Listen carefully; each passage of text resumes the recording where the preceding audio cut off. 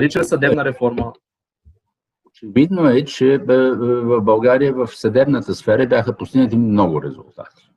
Значи, грехота е да се твърди, че българският съд като такъв бил корумпиран или ненадежден и така нататък. Естествено, гнилявалки има навсякъде. Действията, свързани с това нещо, са въпрос на синхронизиране постепенно.